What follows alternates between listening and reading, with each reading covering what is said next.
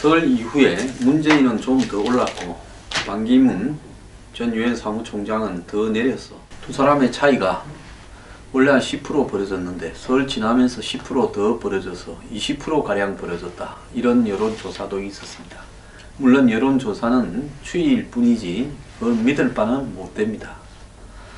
자, 그런데요, 문재인의 독주가 계속되고 있다는데 과연 문재인을 저지할 수 있는 방법은 누가 어떻게 가능할까요? 가능하기나 할까요? 이런 부분에 대해서 보수 진영의 고민이 좀 필요한 시점입니다.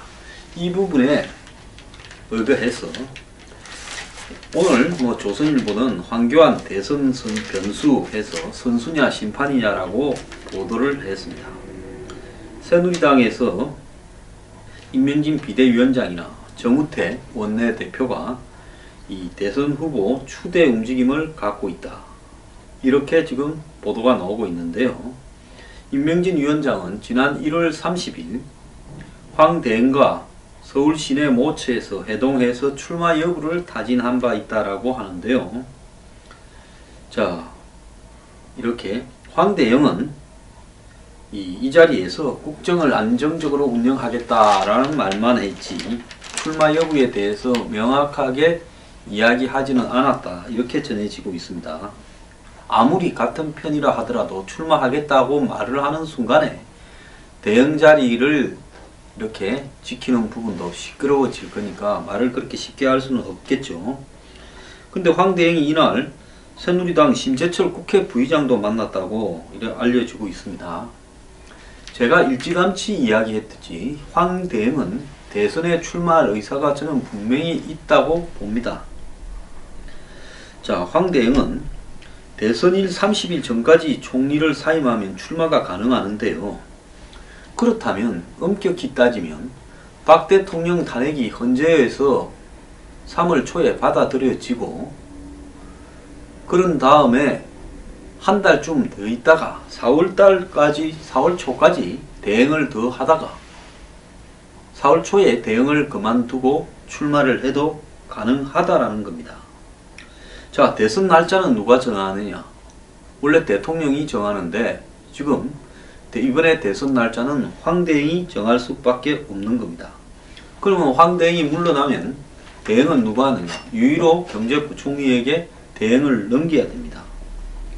자, 그래서 나라가 대통령도 공석, 총리도 공석, 3인자가 대통령 권한 대행을 하는 일이 벌어질 수 있는데요. 이런 황대행의 출마와 관련해서 야권의 관계자들은 정권 심판론이다. 그리고 국정 방기론이다. 이렇게 끌고 가면서 자기들한테 나쁠 것도 없다라고 생각을 하는 것 같습니다. 황대행의 출마 이야기가 제가 볼 때 나온 지 두어 달이 돼 가는데요. 그 두어 달 동안에 야당은 처음에 황대행이 대행을 하는 문제에서 시비를 좀 걸다가 그 이후에는 전혀 시비를 걸지 않고 있습니다. 매우 의아스러운 이야기인데요. 제가 엊그제도 좀 이야기했다시피 지금 문재인 후보를 위시한 민주당 세력들은 황교안이 대선에 출마하는 것이 황교안 대행과 박근혜 대통령을 같이 묶어서 한마디로 최순실 게이트를 자행한 사람들이 이제 자기 후계자를 대선에 출마시킨다. 내지는 이 대행이 선거까지 안정적으로 관리를 하면서 국정을 챙겨야 될 건데 자기가 대통령을 하겠다고 출마한다. 이런 부분을 가지고 공격을 할 수 있는 호재라서 대선에 전혀 나쁠 게 없다라는 계산을 하고 있는 걸로 보입니다. 자, 그렇다면 새누리당은 이 친박계에서 황대행을 중심으로 다시 뭉쳐보자 라는 그러면서 보수 대 진보 이념 구도를 만들어 보자 이런 이야기를 하고 있는데요.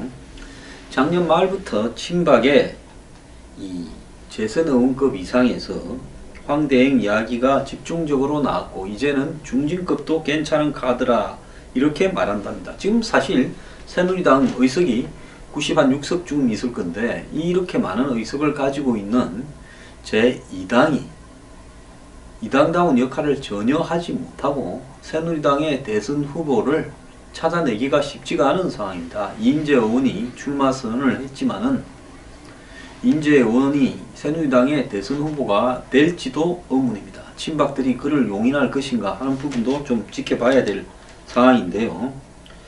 자, 박근혜 대통령을 탄핵시키지 말아야 된다라고 하는 태극기를 들고 집회를 하는 분들 중에 지금 황교안 대행 이야기가 급속히 퍼지고 있고요. 저는 아스팔트 우파라고 하는 사람들의 SNS에서 황교안이 반기문보다 월등히 지지를 받고 있는 것을 여러 차례 봤습니다. 그래서 강경우파, 극우파 수준에서 황교안 대행이 대안으로 이렇게 떠오르고 있고요. 더 나아가서 이런 부분을 관리하는 SNS 시스템도 돌아가는 듯 보여집니다. 그렇다면 박 대통령도 사실상 최악의 경우에 대비해서 자신의 후계자로 황교안 대행을 생각하고 있는 게 아닌가, 이런 부분이고요. 황교안 대행 본인도 스스로 대선 출마 부분이 거론되어서 자기에게 불리하게 작용할지 이런 부분을 크게 의식하지 않고 좀 즐기는 분위기고, 자신의 대선 출마에 대해서 비판하는 사람에게는 즉각적인 공격을 하는 이런 행태를 보이고 있습니다. 반기문 사무총장을 지지하고 있는 것으로 보이는 정진석 전 원내대표는 최근에 이 황교안 대행에 대해서 굉장히 공격을 했습니다. 뭐라고 했는가 하면 자신의 페이스북에 글을 올려서요.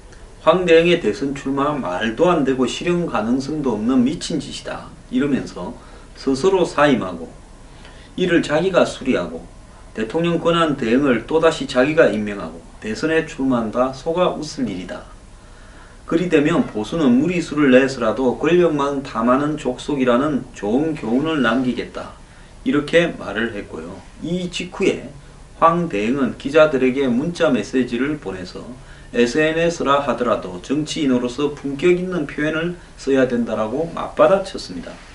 본인이 출마할 게 아니면 맞받아칠 게 아니라 저는 대선 출마를 할 의사가 없는데 공연히 왜 그러십니까? 이렇게 말을 하면 되고, 지난번에 장제원 의원과의 어떤 이 황 대행이 전화를 걸어서 거세게 몰아붙였던 부분도 본인이 출마가 의사가 없다면 나는 대행직을 순수하게 이렇게 잘 관리하는 차원인데 오해하지 마라 한마디만 하면 끝날 문제입니다.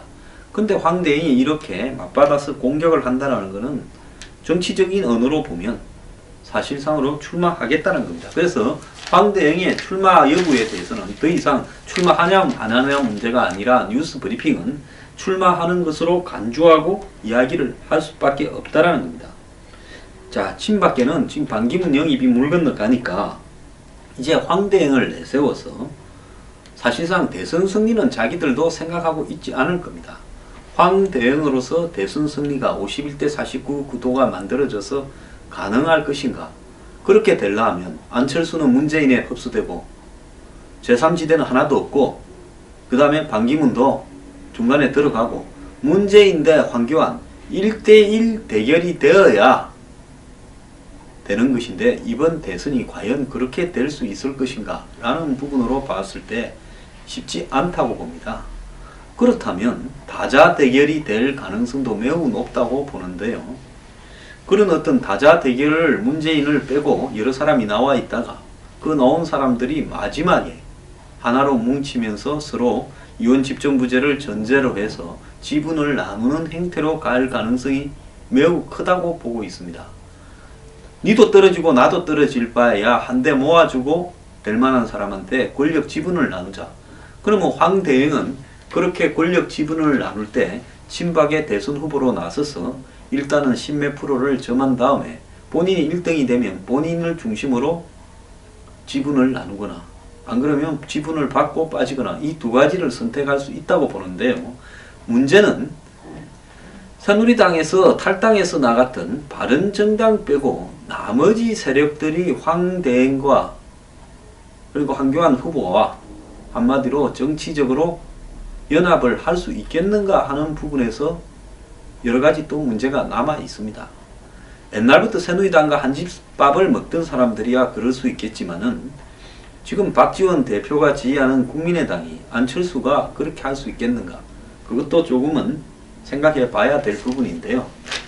어쨌거나 광을 파거나 마지막에 단일 후보가 되거나 이런 방식으로 해야 가능성이라도 따져볼 건데, 제가 볼 때 기본 베이스는 대선에 이기기는 어려울 것 같다. 그러면 친박정당은 친박정당대로, 바른정당은 바른정당대로 다음 총선까지 갈 건데, 그때는 대선 후보였고 어느 정도의 표를 얻었던 황교안 대행을 중심으로 해서 새누리당이 살아남자, 그래서 친박근혜 정당으로 가자, 이런 생각을 하고 있는 것 같은데, 실제 또 그때까지도 친박근혜 정당을 하자 할지, 안 그러면 그냥 친박 세력들이 갈 데가 없으니까 이름만 친박 정당이고 갈 데 없는 사람들의 정당인지, 이건 좀 지켜봐야 될 것 같습니다. 박근혜 대통령이 퇴임 이후에도 자신의 영향력을 계속하는 정당을 유지시키려면 지금보다는 탄핵에 임하는 자세가 좀 더 달라져야 되지 않겠나, 그게 제 생각이고요. 이런 상태로는 박 대통령은 탄핵되고 이후에 또 법률적으로 소추되고 이렇게 되었을 때 과연 새누리당이나 친박들이 박 대통령을 끝까지 옹호하겠는가 하는 부분에서도 저는 개인적인 의문을 가지고 있습니다. 자신들이 박 대통령과 같이 법적인 위험에 빠져 있을 수 있기 때문에 자기 때문에 저렇게 방어하는 것이지, 과연 박 대통령 때문에 그러는가? 문재인 후보는 그럼 어떡할 것인가? 문재인 후보는 최근에 황교안 대행이 출마 부분이 널리 공론화되어도 공격을 하고 있지 않습니다. 이들은 황교안 출마가 그러지 않아도 복잡한 야권 구도를 훨씬 더 복잡하게 만들고 있고, 황 대행은 강경 보수 세력, 박근혜의 후계자, 이런 이미지를 갖고 있기 때문에 야당 전체가 하나로 단일화되는 구도를 또 흔드는데도, 반기문 지지율을 갉아먹어서 반기문의 지지율이 낮게 유지되는데도 역할을 해주고 있기 때문에 황교안을 최대의 우군이라고 생각하고 있을 겁니다. 그래서 야권이 황교안 대행에 대해서 전혀 의미 있는 비판을 하지 않고 있는 겁니다. 신문사설적 수준의 비판만 하는 겁니다. 출마에 대해서 말입니다. 자, 지금 여권 내부의 사정, 또 야권이 황 대행을 왜 제대로 공격하지 않고 방치하고 있는가, 이의제의라고 이렇게 봐야 된다, 그렇게 봅니다.